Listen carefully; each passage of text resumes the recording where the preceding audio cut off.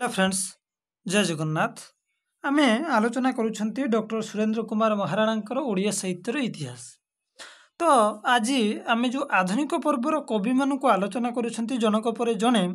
तो आज आमे राधानाथ राय विषय रे आलोचना करिबा आपण कोनोसी एग्जाम को जानतु सीपीटी दियंतु एसएसबी दियंतु पीजी एंट्रांस जो सीपीटी ताकू दियंतु नेट जेआरएफ किछ भी दियंतु किबा ओडिया साहित्य निके आपण पढुचंती जदी राधानाथ राय विषय रे जानिबा निहाती आपणकर आवश्यकता अछि एवं ये जो रेफरेंस बही आमे आलोचना करुछंती कोन ना ओडिया साहित्यर इतिहास डॉक्टर सुरेंद्र कुमार महाराणांकर बहुत सुंदर भाबरे मध्ये देइछि आमे आलोचना करुछंती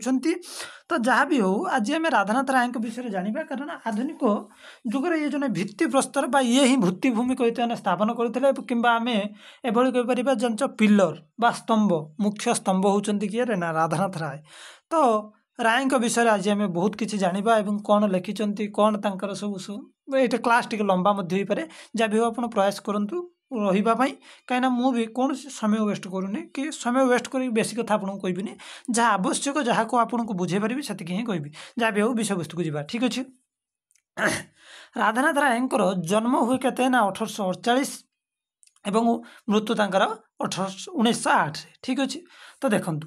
कविवर राधानाथ राय जन्म 1848 ख्रीष्टाब्द सेप्टेम्बर 28 तारिख में कौटी हुए ना बालेश्वर जिलार केदारपुर ग्राम आपण मैंने जी लिखापी चाहिए लिखि दिंतु जन्म कौटी हुए ना 1848 मसीहा सेप्टेम्बर 28 तारिख में कौटी ना बालेश्वर केदारपुर ग्राम पिता थिले किए ना सुंदर नारायण राय किए थिले पिता तंकर सुंदर नारायण राय एवं माता थिले श्रीमती तारिणी दासी बा तारिणी देवी कहटा उचित हे कि तारिणी राय कहले चलो पूर्वपुरुष बहु पूर्वर बंग देश आसी कौन करते ना ओडिशा बास अर्थात मूल जन्मस्थान थिला कौटी बंग प्रदेश किंतु से आसिक रहिले ना आमर ओडिशा बास कले। राधानाथ राय 5 वर्ष बयस माता को हरइले जो बयस होता 5 वर्ष से निज माँ को हर 6 वर्ष बयस से ग्राम चाटशाली पर स्वर भन्नाल स्कूल अध्ययन करते अर्थात आम ए जाने जिते 5 वर्ष होता सी कौन करते ना निज माँ मरीगले और जो 6 वर्ष है से ग्राम चाटशाली पाठ पढ़ले और स्वर भन्नाल स्कूल से अध्ययन करते सेठारे से संस्कृत शिक्षा करुले कौटी से भन्नाल स्कूल संस्कृत शिक्षा कले तो सेठारे कौन कले ना से संस्कृतर शिक्षा कले तापर कौन है ना पिता पारसी भाषा जने सुपंडित थिले किए ना जी सुंदर नारायण राय से फरासी भाषा जने पंडित थिले एवं ओडिया बंगला हिंदी संस्कृत जो सब भाषा रहा पांडित्य अर्जन करते किए सुंदर नारायण राय बापा जी 5 वर्ष माँ चलीगले तापर सी कौन कले पाठशाठ पढ़ले बापा पालन लालन पालन कले तापर कौन है ना आदर्श द्वारा राधानाथ राय प्रभावित हेले एवं स्वास्थ्य हानि कारण से बालेश्वर को गले देह टी खराब है से बालेश्वर गले और सेठारे जिला स्कूल किसी दिन पाठ पढ़ले किए राधानाथ राय जो देह खराब है से बालेश्वर आसिले जिला स्कूल पाठ पढ़ले एवं 1863 ख्रीष्टाब्द से प्रथम श्रेणी एंट्रांस परीक्षा उत्तीर्ण होई कलिकता गले एफए पढ़ापी किए राधानाथ राय आपण मैंने बुझीपारे एवं माता मात्र कौन कले ना मात्र स्वास्थ्य हानि कारण अर्थात से शरीर टी रोग देखादेला तेणु स्वास्थ्य हानि कारण और आर्थिक दुर्गति उच्च शिक्षा लाभ वंचित कला आउ माने उच्च शिक्षा से पढ़ी पारे ना कौन कले ना कलिकतारू फेरे से फेरी कौन कले ना से बालेश्वर जिला स्कूल मासिक 30 टंका वेतन रे तृतीय शिक्षक नियुक्ति हेले किए सी ना आमर राधानाथ राय आउ पढ़ी पारे कहीं एक देह खराब है द्वितीय उच्च शिक्षार माने पैसा पत्र नाला आर्थिक अवस्था खराब जुगु से पुणी बालेश्वर फेरिले और 30 टंका वेतन अर्थात दरमारे से पाठ पढ़ेले कौटी बालेश्वर जिला स्कूल कौन है 1868 पुरी जिला स्कूल को द्वितीय शिक्षक रूपे बदली हेले एटी तृतीय शिक्षक द्वितीय शिक्षक हेले एवं सेठारे भक्त कवि मधुसूदन तांकर छात्र थिले कौटी पुरी रे सेठी तांकर गोटे प्रिय छात्र थिले किए रे मधुसूदन आधुनिक जुगर 3टी महान कवि आम देखा राधानाथ राय मधुसूदन ରାव ଆଉ ଜଣେ ଭକ୍ତ କବି ମଧୁସୂଦନ ରାव ଆଉ ଜଣେ କିଏ ରହିଲେ ନା ବ୍ୟାସ କବି ଫକୀରମୋହନ ସେନାପତି। ଯଦି କହିତେ ମାନେ ଟୋଟାଲି ଓଡ଼ିଆ ସାହିତ୍ୟ ଅଗଣାରେ ଇଏ ହେଲେ 3ଟା ମାଳି ୟାଙ୍କ ଦ୍ୱାରା ହିଁ ଆରମ୍ଭ ହେଲା। ଠିକ୍ ଅଛି ଦେଖ ତାପରେ ଏଠି ମଧୁସୂଦନ ଦାସଙ୍କ ସହିତ ରାଓଙ୍କ ସହିତ ସାକ୍ଷାତ ହେଲା ଏବଂ 1872 ଖ୍ରୀଷ୍ଟାବ୍ଦରେ ସେ ବଙ୍ଗପ୍ରଦେଶର ବାଙ୍କୁଡ଼ା ଜିଲ୍ଲା ସ୍କୁଲକୁ ବଦଳି ହୋଇଗଲେ। ପୁଣି 1872 ବେଳକୁ ସେ ବାଙ୍କୁଡ଼ାକୁ ପଳାଇଲେ ଅର୍ଥାତ୍ ପ୍ରଥମେ ଯେ ବାଲେଶ୍ୱର ଜିଲ୍ଲା ସ୍କୁଲ ତାପରେ ସେ ପଳାଇଲେ କେଉଁଠିକି ପୁରୀ ସେଠି ମଧୁସୂଦନ ରାଓଙ୍କ ସହିତ ଦେଖା ହେଲେ ଏବଂ ରାଧାନାଥ ରାୟଙ୍କର ଜଣେ ଛାତ୍ର ଥିଲେ କିଏ ନା ମଧୁସୂଦନ ରାଓ। ଠିକ୍ ଅଛି ସେହି ବର୍ଷ ବାଲେଶ୍ୱରକୁ ଫେରିଲେ ଡେପୁଟି ଇନ୍ସପେକ୍ଟର ରୂପେ ତାପରେ ସେ ବର୍ଷ ଆଇଲେ କେଉଁଠି ବାଲେଶ୍ୱରକୁ ଗୋଟେ ଡେପୁଟି ଇନ୍ସପେକ୍ଟର ରୂପେ ଏବଂ ଏହିଠାରେ ମଧୁସୂଦନ ଦ୍ୱିତୀୟ ଶିକ୍ଷକ ରୂପେ ମଧ୍ୟ କାର୍ଯ୍ୟ ମଧ୍ୟ କଲେ ଏବଂ 5 ବର୍ଷ ପରେ ଅର୍ଥାତ୍ ଠିକ୍ 5 ବର୍ଷ ପରେ 1872ରୁ ଆପଣମାନେ ହିସାବ କରିଦିଅନ୍ତୁ ତ 1877 ଖ୍ରୀଷ୍ଟାବ୍ଦରେ ସେ ଡେପୁଟି ଇନ୍ସପେକ୍ଟର ପଦକୁ ଉନ୍ନତି ହେଲେ ଏବଂ 1892 ଖ୍ରୀଷ୍ଟାବ୍ଦରେ ଇନ୍ସପେକ୍ଟର ପଦକୁ ଉନ୍ନତି ମଧ୍ୟ ହେଲେ ଏବଂ ସେ ଦୀର୍ଘ ଦିନ ସରକାରୀ ଚାକିରିରେ ରହି 1903 ଖ୍ରୀଷ୍ଟାବ୍ଦରେ ଅବସର ଗ୍ରହଣ କଲେ ଅର୍ଥାତ୍ 1903ରେ ଛାଡ଼ିଦେଲେ ଟୋଟାଲି ଆଉ ମାନେ ତାଙ୍କ କର୍ମମୟ ଜୀବନ ବୋଲିକି ସେମାନେ ଅବସର ଗ୍ରହଣ କଲେ ସରକାରୀ ଚାକିରିରୁ। ତାପରେ କ'ଣ ହେଲା ନା ଅବସର ଗ୍ରହଣ କରିବା ପରେ ସେ ଓଡ଼ିଶାର କେତେକ ଗଡ଼ଜାତ ଭ୍ରମଣ କଲେ ଅର୍ଥାତ୍ ଏ ଗଡ଼ଜାତ ଅଞ୍ଚଳକୁ ସେ ବୁଲିବା ପାଇଁ ଚାହିଁଲେ କିଏ ରାଧାନାଥ ରାୟ ଏବଂ ଏହାର ଉଦ୍ଦେଶ୍ୟ ଥିଲା ପ୍ରାକୃତିକ ଦୃଶ୍ୟକୁ ସେ ଉପଭୋଗ କରିବେ ଏବଂ ସେ ଚେଷ୍ଟା କଲେ ଯେ ଓଡ଼ିଶାର ଥରେ ନା ଥରେ ଉତ୍କଳ ଭୂମିର ସୌନ୍ଦର୍ଯ୍ୟକୁ ଦେଖିବାକୁ ସେ ଚେଷ୍ଟା କଲେ। ତେଣୁ ସେ ତାଳଚେର ଦୁର୍ଗରେ ବ୍ରାହ୍ମଣୀ ନଦୀ କୂଳରେ 1.5 ମାସ କଟାଇଲେ। କେତେ ଦିନ ନା ତାଳଚେର ଦୁର୍ଗ ବ୍ରାହ୍ମଣୀ ନଦୀ କୂଳରେ ସେଠି 1.5 ମାସ ରହିଲେ ଏବଂ ଉତ୍କଳର ପ୍ରସିଦ୍ଧ ପର୍ବତ ମାଲ୍ୟଗିରି ଶିଖରରେ ସେ 12 ଦିନ ରହିଲେ କେଉଁଠି ମାଲ୍ୟଗିରିରେ।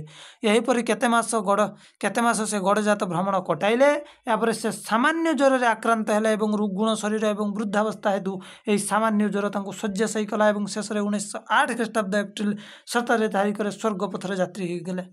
କେତେ ମହାନ କବିଙ୍କର ମୃତ୍ୟୁ ହୋଇଗଲା। ତାପରେ ଦେଖ ଏବେ ଆମେ ଦେଖିବା ଜୀବନରେ ସେ କ'ଣ କରିଯାଇଛନ୍ତି ଯାଦ୍ୱାରା ଏପର୍ଯ୍ୟନ୍ତ ବି ସେ ଅମର ରହିଛନ୍ତି। କ'ଣ ଦେଖ ରାଧାନାଥ ରାୟ ଛାତ୍ର ଅବସ୍ଥାରୁ ଅର୍ଥାତ୍ ଯେତେବେଳେ ପାଠ ପଢ଼ୁଥିଲେ ଛାତ୍ର ଅବସ୍ଥାରୁ ଲେଖନୀ ଚାଳନା କରୁଥିଲେ ମାନେ କିଛି ଲେଖାଲେଖି କରୁଥିଲେ। ମାତ୍ର 18 ବର୍ଷ ବୟସରେ ତାଙ୍କ ଦ୍ୱାରା ରଚିତ କେତେକ ବଙ୍ଗାଳୀ କବିତା ଥିଲା କବିତାବଳୀ ପ୍ରଥମ ଭାଗ ଏବଂ କବିତାବଳୀ ଦ୍ୱିତୀୟ ଭାଗର ରଚନା ମଧ୍ୟ କରିଥିଲେ। ଠିକ୍ ଅଛି କବିତାବଳୀ ପ୍ରଥମ ଏବଂ ଦ୍ୱିତୀୟ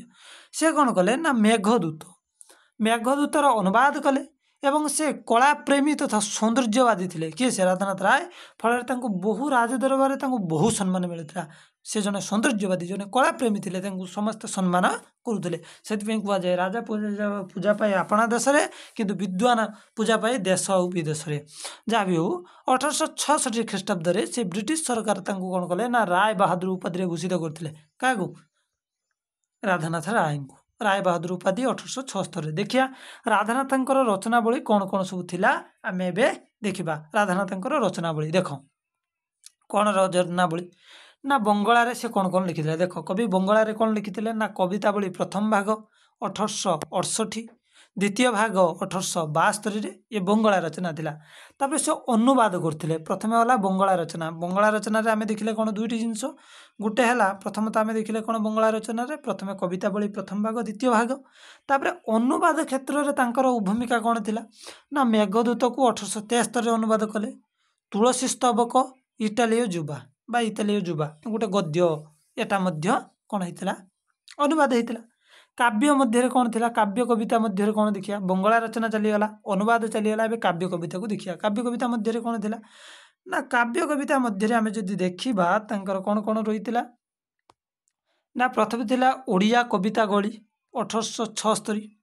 ପୁଣି ଦ୍ୱିତୀୟ ଭାଗ 1885 କେଦାର ଗୌରୀ 1886 ଚନ୍ଦ୍ରଭାଗା 1886 ନନ୍ଦିକେଶ୍ୱରୀ 1887 ଉଷା 1888 ପାର୍ବତୀ 1890 ଚିଲିକା 1891 ମହାଯାତ୍ରା 1892 ଯଯାତି କେଶରୀ 94 ତୁଳସୀ ସ୍ତବକ 94 ଦରବାର 94ରୁ 97 ଉର୍ବଶୀ 95। এই ଯେଉଁ କାବ୍ୟ ରହିଲା ମୁଁ ଆପଣଙ୍କୁ କହୁଛି ଏ କାବ୍ୟ କବିତାକୁ ଆମେ ଆଲୋଚନା କରିବା। ରାଧାନାଥ ଗ୍ରନ୍ଥାବଳୀକି ଆମେ ଆଲୋଚନା କରିବା ଗୋଟିଏ ପରେ ଗୋଟିଏ କେବଳ ଆଲୋଚନା। ଦେଖ ଗୋଟେ ଖାଲି ଆମେ ଆଲୋଚନା କରିଦେବା ମାନେ ପଢ଼ିକି ବହୁତ ସୁନ୍ଦର ଭାବରେ ଏକ୍ସପ୍ଲେନ୍ ହେବ। ତା ପରବର୍ତ୍ତୀ ଅବସ୍ଥାରେ ସେଟାକୁ ବୁଝେଇକି ମାନେ କବିତାର ମାନେ କ'ଣ ମାନେ ସହ ଆମେ ଅଲଗା କ୍ଲାସ୍ କରିବା। କିନ୍ତୁ ଗୋଟିଏ କ୍ଲାସ୍ରେ ଥରେ ଖାଲି ପଢ଼ିକି ଜଣେଇଦେବା ଯେ ଏଇଆ ସେ ଲେଖିଥିଲେ। ରାଧାନାଥ ଗ୍ରନ୍ଥାବଳୀ ଆଉ ଫକୀରମୋହନ ଗ୍ରନ୍ଥାବଳୀକୁ ମୁଁ ଚେଷ୍ଟା କରୁଛି ଯେତେ ଶୀଘ୍ର ଆପଣମାନଙ୍କ ପାଖରେ ଆଣିକି ଉପସ୍ଥାପନା କରିବି ବୋଲି ଭାବୁଛି। କିନ୍ତୁ ଆପଣମାନଙ୍କର इच्छा कौन होउची बा आपण माने देखो जति मते सपोर्ट देबे मु से अनुसार आगेमी आपण माने निजे चिंता करंतु जदि आपण माने मते कोन करिए ना सहायता न करिए मु केभଳି आगु जिबे मोर भी गुटे माने मोटिवेशन धीरे धीरे रहिया दरकार कि नुहे जहाँ भी हो मु चेष्टा तो करूची आपण जहाँ भी हो आमे देखिबा तो बंगाला रचना आमे जानले कविता गळी प्रथम द्वितीय लेखिले अनुवाद क्षेत्र में मेघदूत लिखिले तुलसी स्तबक लिखिले इताली युवा को अनुवाद कले संस्कृत रु गोटे इंग्लीश रु तापर आमे देखिले काव्य कविता मध्य से उड़िया कविता गळीर प्रथम भाग द्वितीय भाग लिखिले केदार गौरी काव्य लिखिले चंद्रभागा लिखिले नंदी केशरी लिखिले उषा लिखिले पार्वती लिखिले चिलिका लिखिले महाजात्रा लिखिले जजाति केशरी लिखिले तुलसी स्तबक लिखिले दरबार लिखिले उर्वशी लिखिले गोटे कथा राधानाथ विषय कहिया जिमी चिलिकार जो भाई भाव में सी उत्कल को सौंदर्य मंडित करके वर्णना कर प्रायतः मुझे मो निजस्व व्यक्ति स्व माने निजस्व माने मत दूची एपर्यंत कौन कवि ओडिशार से भाव में वर्णना करि नाहांती बा विरल लेखा जो भाई राधानाथ ओडिशा को वर्णना कर ठीक अच्छे प्रकृत में जन सौंदर्यवादी कवि थे सी जहाँ भी हो आम आगू जापर आम देखा गद्य रचना कौन जाइए देख गद्य रचन से विवेक लिखिं ठीक अच्छे 1873 तापर पार्वती काव्यर उपसंहार लिखिं उर्वशी काव्यर उपसंहार भ्रमणकारी पत्र बामंडा सार किए ना राजा वासुदेव सुढलदेव एवं उत्कल साहित्य उन्नति इत्यादि बहुत किसी से लिखिं कौन गद्य रचना रही संस्कृत रचना से कौन लिखिं ना भारत गीतिका संस्कृत से देख से इंग्लीश जानी से उड़िया जानी से बंगाली जानी केतटा लांगुएज से जानते देख पुणी संस्कृत जानते भारत गीतिका लिखिं धवलेश्वर स्रोत लिखिं से कालिका स्तुति लिखिं पाठ्यपुस्तक मध्य से व्याकरण प्रवेश व्याकरण परिचय पणिकिया बोधिनी इत्यादि लिखिं अन्य मध्य से दशरथ वियोग दुर्योधनर रक्त नदी संतरण इत्यादि केतक कविंकर रही ठीक अच्छे एतद व्यतीत आम कविंकर देखा आपण मैंने तो हूँ बोरिंग हो कि कौन मत तो लगुच किंतु कि यही क्लास रे केते मिनिट हो 11 मिनिट हो आम टोटाली आउ किसी समय पर कि मुझे देखी नौ ना नेक्स्ट क्लास आम आलोचना करवा ना आम नेक्स्ट क्लास रे राधानाथ रायकर जो द्वितीय पार्ट देखा कौन कौन से सब लिखिं केदार गौरी कौन सब सारांश सब रही आम आलोकपात करवा ठीक अच्छे नेक्स्ट क्लास रे ठीक अच्छे बहुत बहुत धन्यवाद एवं नेक्स्ट क्लास रे पुणी देखा राधानाथ पार्ट 2 रे ओके ठीक अच्छे।